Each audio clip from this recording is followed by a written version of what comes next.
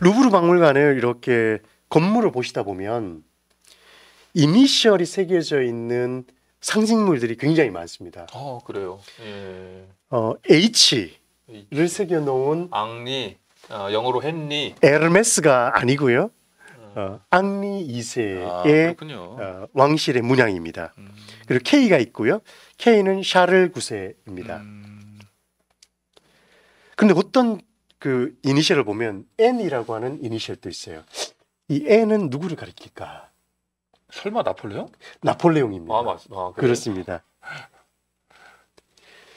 루브르의 역사를 바꾼 또 중요한 인물이 프랑스의 역사에서 시민사회가 등장하는데 가장 큰 긍정적 측면에서 또 다른 측면에서는 부정적인 의미도 많이 이제 담겨져 있다라고 역사적 평가를 받을 수 있는 나폴레옹 보나파르트입니다. 예.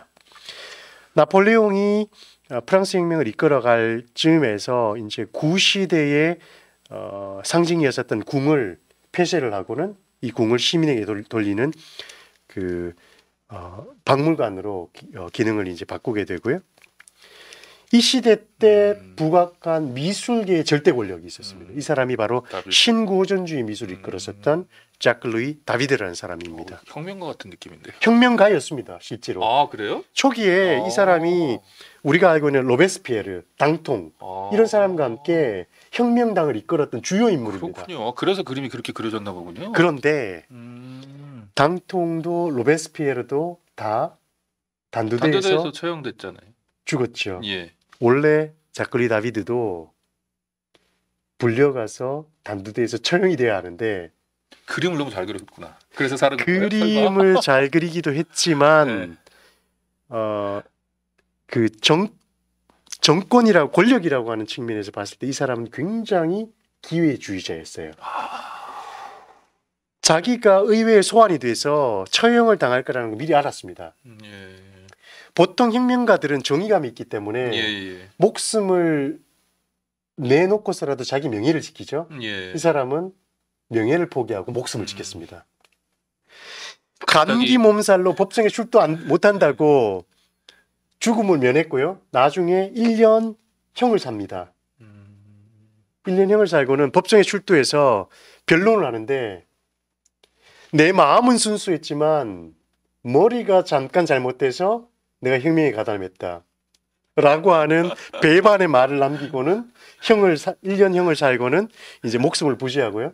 그 대신 미술계에서는 최고의 권력을 누렸고 부와 명예를 누렸던 탁월한 작품으로 우리에게 알려져 있지만 인간적으로 봤을 때는 결코 좋게 평가할 수만은 없는 가장 권력욕이 강했었던 미술가가 자크 루이 다비드입니다. 갑자기 우리나라 사람 머릿속에 스치는 사람이 하나 있긴 하네요. 말씀드리긴 뭐하고. 말씀드리면 안 됩니다. 요즘은 자크 루이 다비드는 우리에게 그 나폴레옹 대관식이라고 하는 이 거작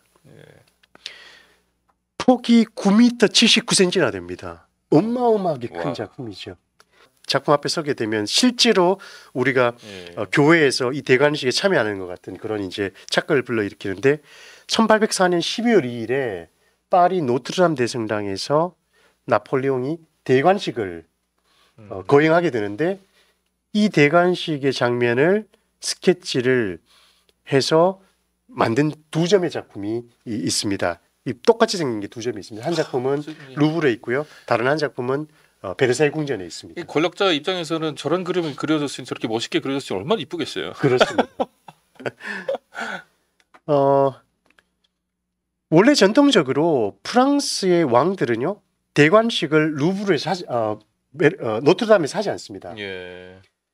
랭스라고 하는 곳에서 대관식을 했습니다. 그런데 나폴레옹이 노트르담 대성당에서 대관식을 한 이유는 자기의 권력은 프랑스의 왕실을 능가한다라는 그리고는 교황을 불렀지 않습니까? 뒤쪽에 보시게 되면 여기 앉아있는 사람이 교황이에요. 교황을 로마로부터 프랑스에 오게 했고 자기 대관식에 참여를 시켰지만 자기 스스로가 머리에 관을 씌웠죠. 자기의 정치적 권력은 교황의 종교적 권력보다 위에 있다라는 것을 이야기하기 위해서. 자신만만함이 정말 네. 하늘을 찌르는 거예요. 오만함이 극에 달했었대요. 예. 그래서 결국은 뭐 이 부도나 사람한테 씌우는 게 아니고 이걸 받아서 자기가 쓰는 건가 보구나. 자기가 머리에 썼고요. 썼고. 자기 왕비 조세핀에게 관을 씌워주는 장면입니다. 그렇군요. 네. 예. 그래서 이 작품을 그리기 위해 가지고 몇 점의 그 스케치를 그렸는데요. 왼쪽 보시면은 그 교황의 모습을 늙은 노인의 모습으로 그려놨는데 이걸 이제 자클리 다비드가 이렇게 그리겠습니다 하고 보여줬더니 하는 얘기가 교황이 로마에서까지 와가지고 아무것도 하지 않고 대관식 때 가만히 앉아 있는 것은 안 된다. 무슨 일이라도 시켜라. 오른쪽은 스스로가 자기 머리에 이렇게 관을 씌우는 장면으로 그리면 어떻겠습니까? 했더니 이거 너무 오만해 보인다. 이게 너무 비교되네요. 네.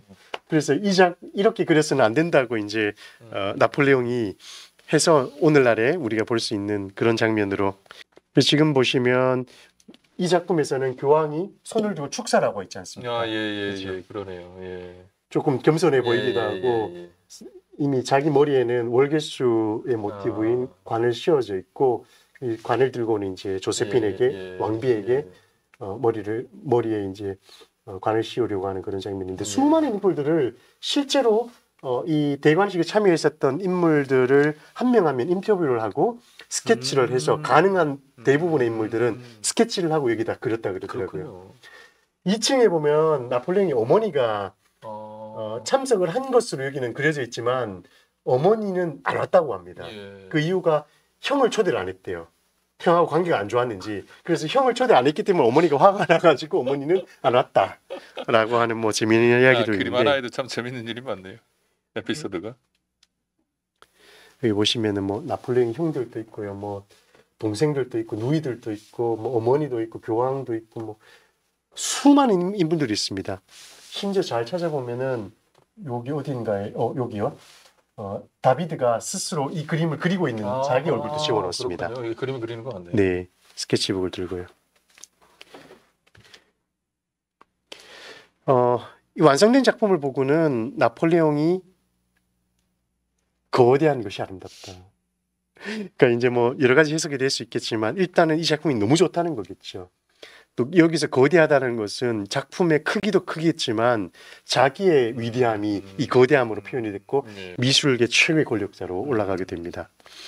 나폴레옹과 관련된 자클리 다비드의 작품들이 지금 루브르 방문하시게 되면 붉은색의 그 벽 색깔로 되어 있는 방에 가시면 다비드와 다비드의 제자들의 작품으로 가득 차 있습니다.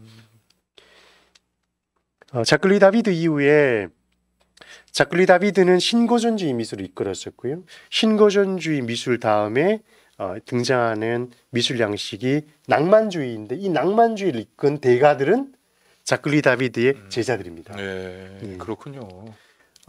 지금 이제 다비드와 또 푸센과 다비드의 이 계보는 고전주의 스타일의 프랑스 미술의 흐름입니다. 낭만주의 왔을 때는 고전적 그 양식과 고전에서 벗어난 양식이 대립을 합니다. 예.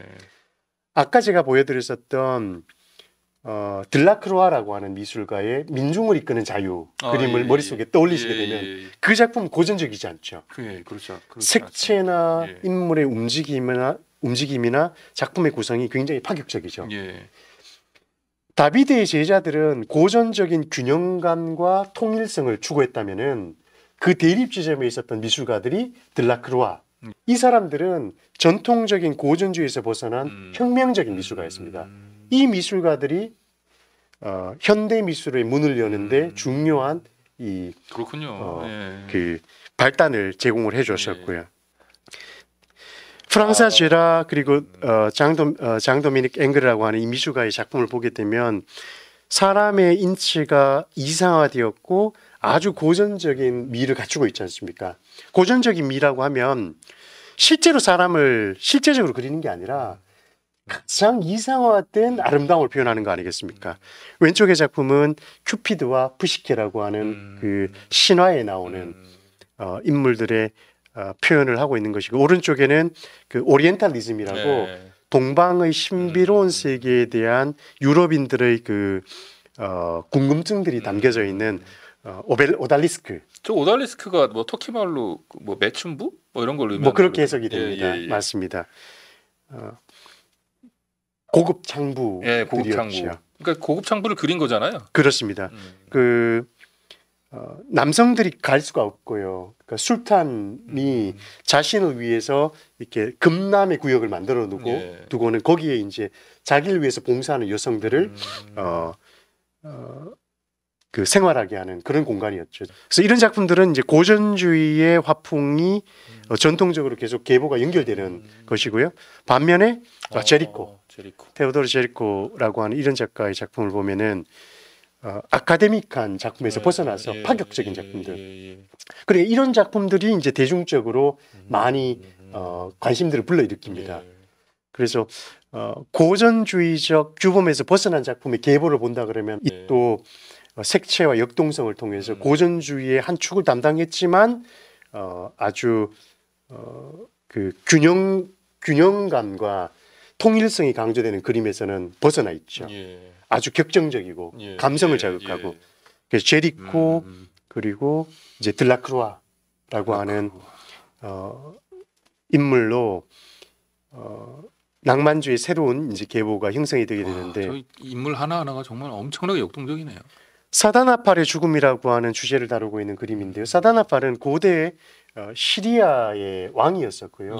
아주 권력과 부를 가지고 있었는데 이제 적군에 의해서 자기의 왕국이 파멸에 이르게 되는데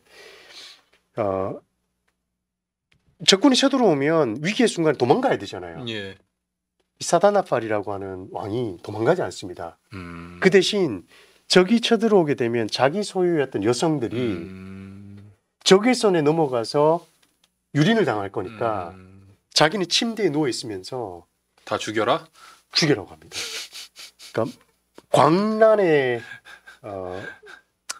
이 사건이 벌어지는 거죠. 고대였으니까.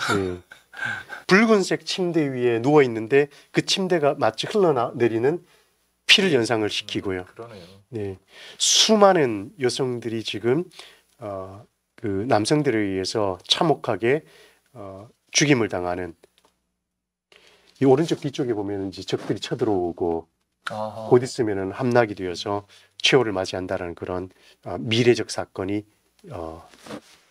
암시가 되어 있습니다. 그 들라크루아의 민중을 이끄는 자유라는 주제의 작품을 보면 그림 곳곳에 삼색기의 모티브가 숨어 있습니다. 그래요. 민중을 이끄는 자유의 여신만 삼색기를 들고 있는 게 아니라 아래쪽에 보면 이렇게, 여기도 숨어 있죠. 뒤쪽에도 보면 이렇게 연기와 인물들의 그 색깔들을 보면 곳곳에 삼색기의 뉘앙스가 숨어 있습니다. 뭐 이런 것들을 통해서 색채 미학을 통해서 그 의미를 전달하는 방법에서 이 들라크루아가 아주 탁월한 방법을 보여줬고요. 이 색채만 우리가 확대해서 보면 한 폭의 추상 미술이 나옵니다. 그래서 추상 미술의 역사에서 들라크루아 그리고 들라크루아에서 그 이태리의 윌리엄 터너까지 연결되는 그 계보들이 형성이 되거든요. 그래서 루벤스, 들라크루아 이런 미술가들은 선적인 요소를 통한 이성적인 작품이라기보다는 색채를 통해서 감성을 자극하는 작품으로 미술사의 하나의 큰 축을 만들었던 대가들입니다. 이렇게 지금까지 살펴봤었던 그 시기를요, 우리가 미술사의 큰 도표에서 보게 되면은 그 프랑스 혁명이 일어났던 1789년 전후로 해서 신고전주의가 시작이 되고 1800년 전후로 해서 낭만주의가 시작이 되고 그 주요 작품들을 우리가 루브르에서 다 감상을 할 수가 있습니다. 프랑스 파리를 대표하는 루브르 박물관은 한마디로 표현하면은 미술사를 가장 잘 공부할 수 있는 방대한 교과서이다. 백과사전이다라고 말씀을 드릴 수가 있습니다. 파리를 가시게 되면 수많은 미술관이 있지만 가장 크게는 세 곳을 방문하시면은 미술사 전반을 다 보실 수가 있어요. 루브르에 오시게 되면은 고대부터 1850년 전후까지를 다 보실 수가 있고요. 그리고 강을 건너가시면 1850년에서 1900년 초반까지 인상주의 미술가들을 볼 수가 있는 것이 오르스 미술관입니다. 아, 그렇군요. 그러면 1900년 초반에서 우리가 이야기하는 현대 미술을 예, 예, 관람하려면 뽕피두 미술관을 가셔야 됩니다. 아, 그러면 막셀 디샹도 보실 수가 있고 큐비즘도 보실 수가 있고요. 그렇군요. 네, 그런 작품들은 그래서 그 세 가지의 미술관만 보시면 일주일 동안 파리가 심심하지 않을 정도로 즐거울 것 같습니다. 네. 루브르, 오르세, 뽕띠드, 뽕피두 뽕피두, 뽕피두. 이렇게 미술관 세 개 정도. 세 미술관만 방문하셔도 충분히 미술사의 큰 틀들을 보실 수가 있는데 다른 작은 미술관들도 좋은 데가 너무너무 많아요. 아, 그렇군요. 네. 예. 그래서 파리 여행 가신다 그러면 보통 우리가 이제 유럽 여행 가실 때는 뭐 7박 9일 6개국 15개 도시 이렇게 가지 않습니까? 아우 힘들어. 그렇게 가시면 극기 훈련이고요.